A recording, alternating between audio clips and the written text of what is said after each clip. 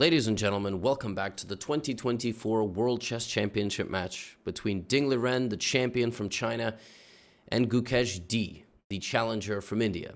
This is game number 5, and the match thus far is tied 2-2. Ding won the first game, Gukesh won the third game, and the other two games have been draws. And every day, this match gets more and more strange. And I'm going to break it down for you all in this recap. As a friendly reminder, tomorrow is a very big day. December the 1st is the day we do a soft launch. We open the door to Chessly Plus members and to VIPs. But today is also a big day. Today is Magnus Carlsen's birthday. And he is the dark shadow looming over the World Championship match that we talk about every day. We compare Ding and Gukesh to what would have been if Magnus was playing. You do that, not me. I've sort of accepted reality. But we do have to, of course, mention Magnus. It is part of the running inside joke. It's his birthday. He's 34. Basically, dinosaur as it pertains to chess, which is why he's commentating the match. With me, I may add. No, on a serious note, let's talk about game number 5. Gukesh played d4 in the game that he won.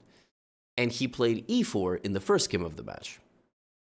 And today he plays e4. So I'm going to tell you, a few things about this game really surprised me. Not the fact that he played e4. e4 is a great first move. What surprised me first is that Ding played the French defense again. This would really stress me out. Right? Like, to me, he played this in the first game of the match. The game that, imagine you're preparing for something for 6 months. You know that or 3 weeks in Ding's own words, but let's just say 6 months. You know that your adversary, whether it's a sport you play or something you're studying for, you know they're looking at you too, and they're going to prepare. And it looked like a surprise weapon, but as it turns out, no, he's ready to tell Gukesh, I'm going to play the French, and play it again. It's been 5 days since the French was played, and Ding is so confident in his preparation, Gukesh tries to go into it again. Now, the most critical line against the French is knight to c3. I mean, there is no question about it. And that was the move that was played in the first game of the match. The other option is the advanced French, and then there are lines within the advanced French. Now is where the biggest shock happens, and this is such a big shock that this is actually not the biggest shock of the game. That's coming.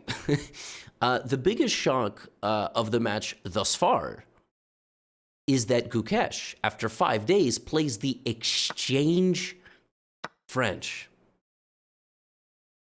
Now, at the master level, at their level, this opening is what we call topical. It's meaning it's being played a lot right now. In the last year, it's been played a lot. There are new ideas. People are not really caring about the fact that the position is symmetrical, literally completely symmetrical. They're looking for imbalances, okay? But for you, and honestly, even for me, mostly for you, but listen, whenever I see the exchange French, I die a little inside because I'm like, there are so many interesting possibilities. Okay, but let's see what Gukesh has, right? Knight f3, knight f6, bishop d3. Gukesh is just simply developing, and if black also simply develops and mirrors white, he will get under some pressure, which is why in this position, and not to mention the fact black can actually in the exchange French play very aggressively. Black can play like knight c6. I used to play like this and put the knight on e7 and actually try to castle queenside. I used to try to play for a win as black in the French exchange. But Ding plays c5. This double pawn approach seems to be the cutting edge modern antidote to the whole system. I mean, white goes c3. And now, rather than taking the pawn on d4, which would give white knight takes d4, not pawn takes d4, leaving black with what's called an isolated pawn, no neighbors, this would simply be a poor structural decision for black. Isolated pawns are not bad, but in that case, they are. And instead of playing that or even developing, black goes c4. This approach is really stupid looking, and yet it solves basically all of black's problems. I mean, it used to be thought you can't overextend like this because white just goes here and gets a very easy game with very easy development and very easy forward movement. Now there's nothing here. Not only is there nothing here, on this move, Gukesh can castle, and they can just castle their kings, and he decides to give a check, which is a perfectly reasonable move, and actually the best move according to the computer, and goes into a queenless symmetrical game. Now, let me tell you something right now. I woke up and I saw roughly this position. I woke up, I've been waking up at like 5 something, not because I want to watch these games. I mean, I love chess, but I'm not waking up at 5 a.m. to watch chess. But when I go to sleep, my body feels like I have a flight to catch. You know that feeling? You got something very important in the morning and you have an anxiety, like an exam or whatever, and you can't be late and you sleep really poorly. Or maybe not. Maybe some of you sleep great. That's how I've been feeling. So I woke up, I looked at this position, and I literally, this was my face. I woke up. I mean, this is, I guess, anytime you use your phone at 5 a.m., but I woke up and I was just like,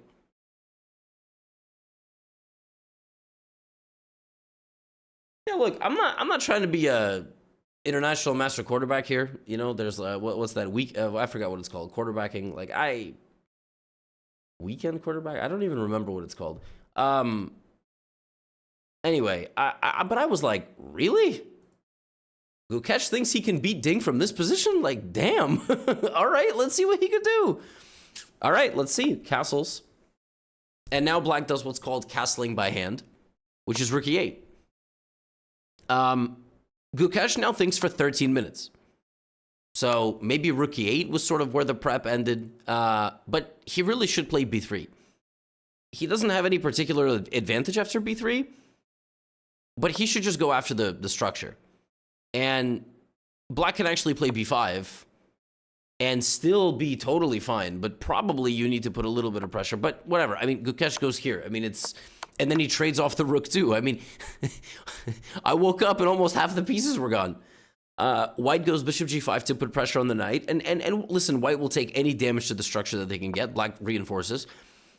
And so here, Ding now proceeded to spend 33 minutes. Every game he's played, he's gotten out basically to an opening time advantage. His openings might not be completely bulletproof, but yeah, he's been totally fine. And I guess he was just deciding how to proceed in the position, right? So, and guess what? It was a good time investment. The match has a trend. Every time around move 12 to 15, Ding spends for 20, 30 minutes. But he goes h6, and he asks this bishop, what's the intention? What are you trying to do?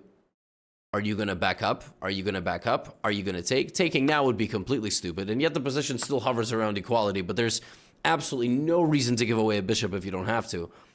So we have bishop h4, and now we have knight h5. And basically, Ding is like, well, now you have nothing to capture, and I'm going to put my knight on f4. It's going to be active. And black is 3 moves away, maybe 4 moves away from having not just a totally consolidated position. Black is 4 moves away from almost being better. And that's a strong statement, but black has more space.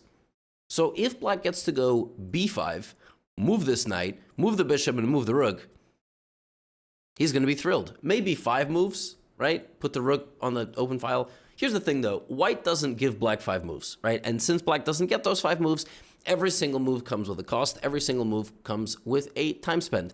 Gukesh brings the only piece that hasn't moved yet, the rook. He's got pawns that haven't moved, but he puts the rook in e1. Black plays king f8. And now, actually, white is microscopically worse, like minus 0.05. So white's got to be precise. For example, if you try to offer a trade, black can very quickly get a better position because black has the dark squared bishop. I mean, the value of the bishop in chess cannot be understated, and I want everybody watching this from beginner to advanced to grandmaster, because we all know grandmasters watch these recaps too to learn stuff. Bishops are 3.15, not 3 points. They're 3.15. Some people say that 3.25 points, and knights are 3 points. Gukesh, though, plays g4, which is actually the most ambitious move in the position, temporarily weakening himself, bringing the knight forward. But now he gets to play bishop g3, and black is a little stuck, tiny bit stuck. All right?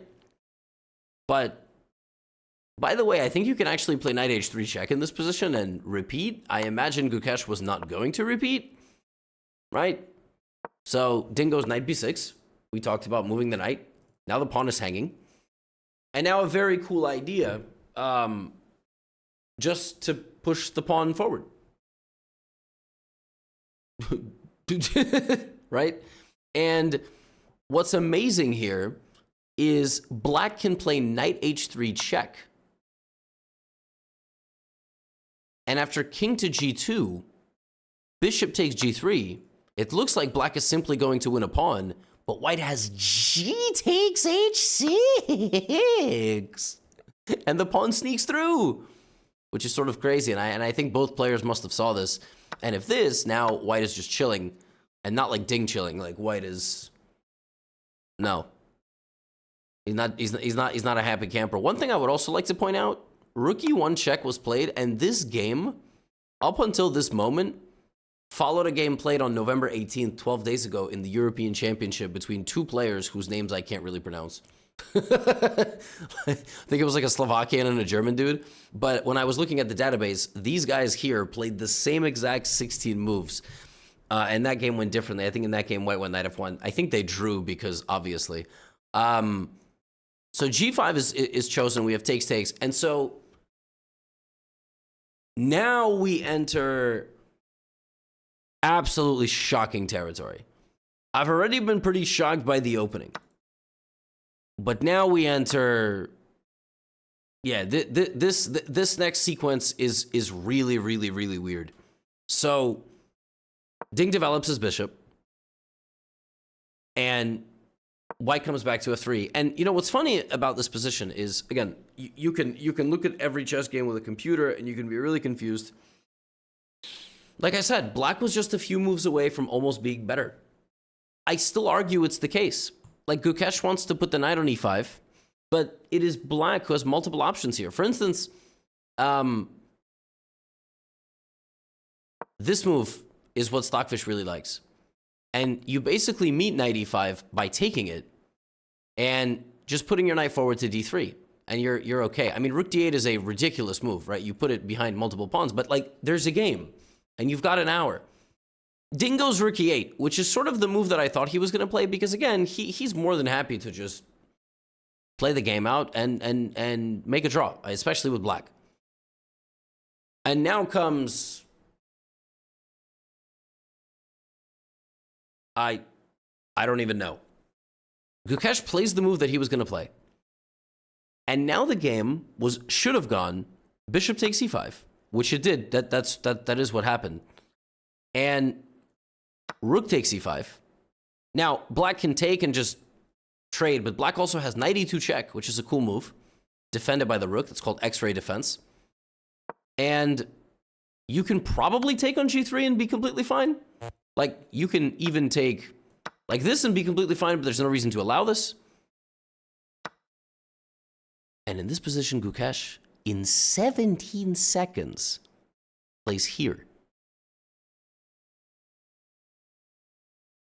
Now, that leaves the knight hanging, but there is not going to be a rook trade. And Ding, in 17 seconds, plays knight d3. You have to take the knight, because the alternative is you're forked, and you're going to lose a pawn. So we have bishop takes, pawn takes. Black is just better. You don't even have to be a rocket scientist to figure this out. Black's pawn is 2 squares from queening, and the bishop is the defender of the promotion square. Black is chilling. Ding chilling, you may even say. I mean, like, this is an unbelievable trade on e5. Black is not winning, but black is better. So I went back to sleep.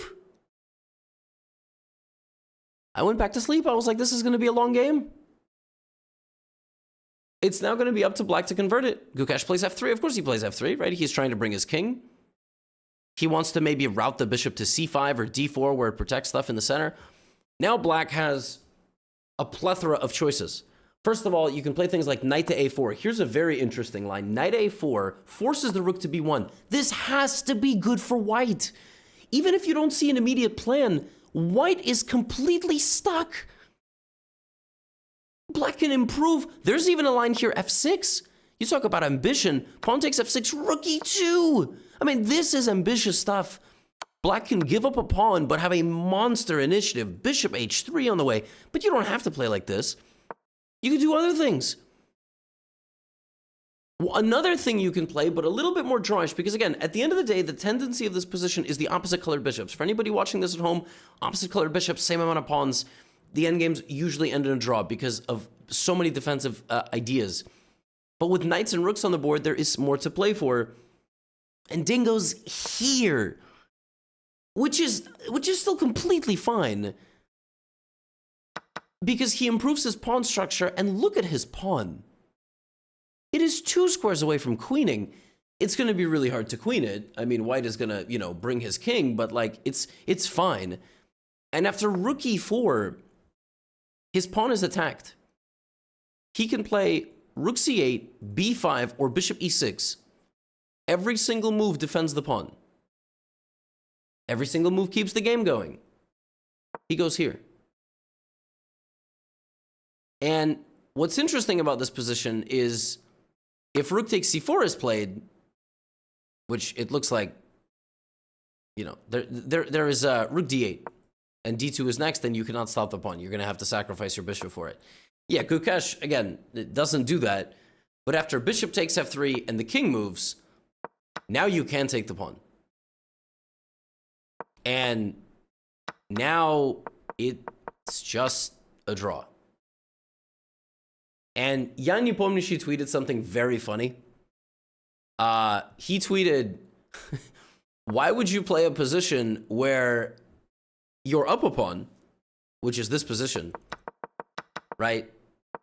Why play a position where you're, I should not say, you know, like, I guess you can play some lines here where, you know, he was like, why play a position where you have an advantage, where you can sacrifice a pawn and make a defensive fortress? Yeah, that's what happened. And the game ends in a draw. Like I said, opposite colored bishops, good chance that they're going to be drawn. It's really, really hard to break through. And the match for me gets weirder and weirder every day. So today the match was weird, and I'm going to tell you why for several reasons. It was, and while I, you know, fix these small, you know, these clock times here. So here's why for me the match is weird. Gukesh is an amazing calculator, and I would have just never thought he would play. Like, I thought knight d2 French, advanced French. Like, he's a very concrete, he's like a machine. And this does not, and like, look, he's got coaches that are way better than me, and he's got people. So obviously he had some idea ready to go. But this was a surprise for me. Now, where it was an even bigger surprise was here. I mean, the game was sort of fizzling out, and then this, and I was like, wait, isn't black just like completely happy? And instead of that, we get this, and we just get a draw in like 6 moves. I'm very confused. The thing is, there are only so many of these games that we can get. The match has a finite amount of time, and maybe Ding is just biding his time and waiting for his chance. You know, like 70 years ago, if the challenger didn't defeat the champion, he didn't become the champion. Like, ties were not decided by tie breaks. Ties went to the champion. That's not the rule anymore. But yeah, this is quite wild because Ding had a very nice position after D takes e5.